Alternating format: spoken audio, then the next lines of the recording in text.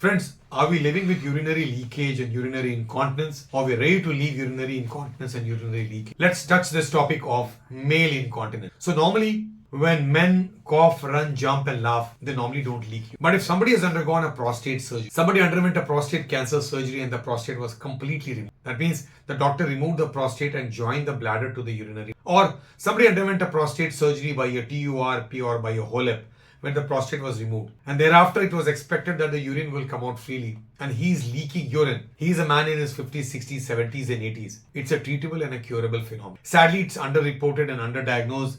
And a lot of people live in agony and shame and they're not used to it. So men leaking urine is a phenomena that can happen after a prostate surgery. So are you the one who underwent a prostate surgery for a prostate cancer or a prostate surgery because of prostate obstruction and leaking urine?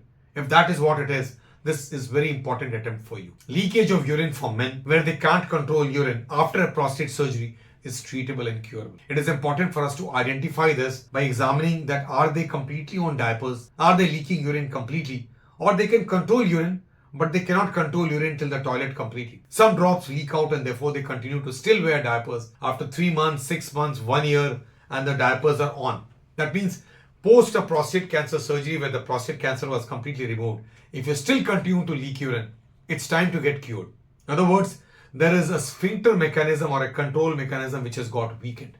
And therefore, artificial urinary sphincter is a mechanism where with your own control mechanism, you will be able to get this implant in your body and this will get you control. So artificial urinary sphincter is a sphincteric mechanism. It is artificially placed in the region of the perineum, in the region of the urinary passage, and it brings about the coaptation or the control which is now missing after a prostate cancer surgery, So friends, if we underwent a prostate cancer surgery or a prostate surgery, either by open or robotic method, and we are leaking urine, it's time to get complete control as a male, where we never leaked urine before this. An artificial urinary sphincter is a control mechanism which is implanted over the next 45 minutes to 1 hour in the operating room, where we give you a control to press with a button and pass urine.